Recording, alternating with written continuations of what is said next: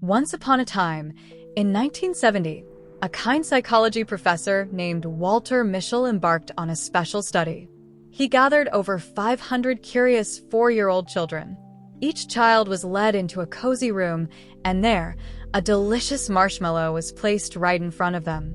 The professor explained, "I will step out of this room for 15 minutes. If you can wait and not eat this yummy marshmallow until I return, I will give you 2 marshmallows when I come back." The children had a big choice to make: 1 marshmallow right away, or 2 if they could wait just a little while. As you might guess, many children couldn't resist and ate their marshmallow immediately. But a remarkable 3 out of every 10 children managed to control their desires and patiently waited for the 2 marshmallows. These special children were called hide-a-layers, showing they had great willpower. The professor, intrigued, continued to watch over these 500 children for the next 11 years.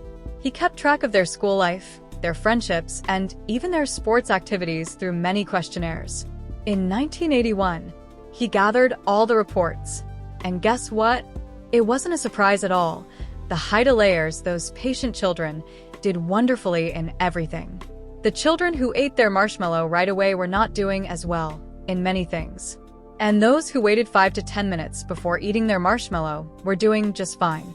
From this, the professor learned that having willpower and being able to wait for something better are super important for success. However, the very same willpower that helps many people succeed can sometimes cause others to struggle.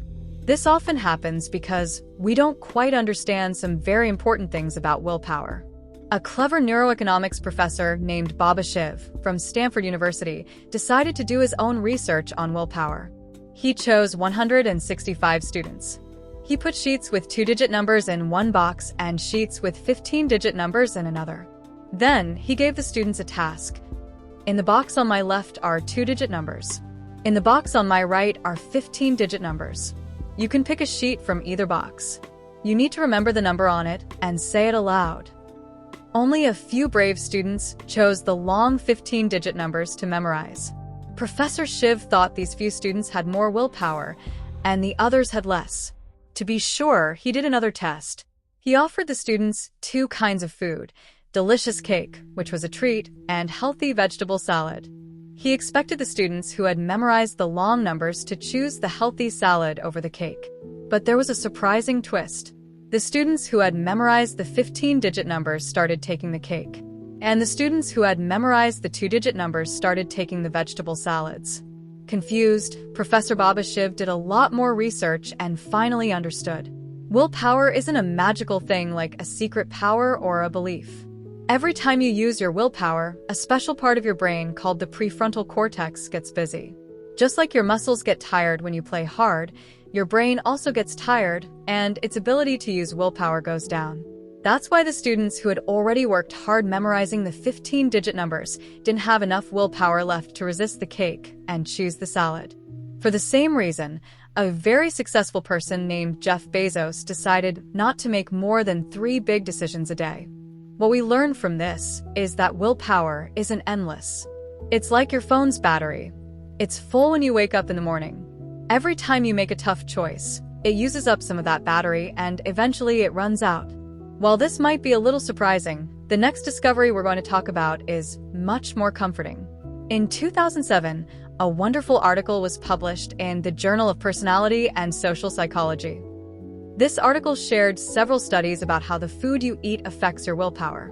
One study involved 2 groups of 500 people. One group was given tasks that needed a lot of willpower, while the other group had easy tasks that didn't need much. Before and after the tasks, the sugar levels in their bodies were checked. The group that used more willpower showed a bigger drop in their sugar levels compared to the group that used less willpower. Then, the 500 people who had used a lot of willpower were divided into 2 new groups. One group was given a healthy fruit juice, and the other group was given fizzy drinks. After that, they were given even more tasks that needed willpower. The group that drank the healthy juice did much better in all the tasks than the group that drank the fizzy drinks.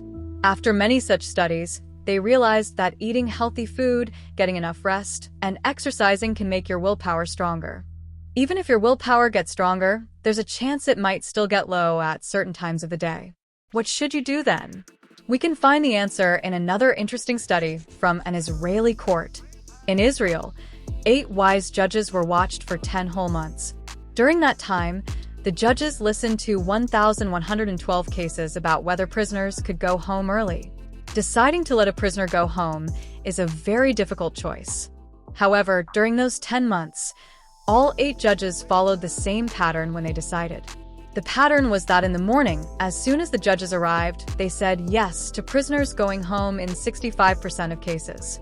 But this number slowly went down to 0 by their morning break. After the morning break, they again said yes in 65% of cases, and this slowly went down to 0 by their lunch break. After the lunch break, they again said yes in 65% of cases, and this again slowly went down to 0 by the end of the day.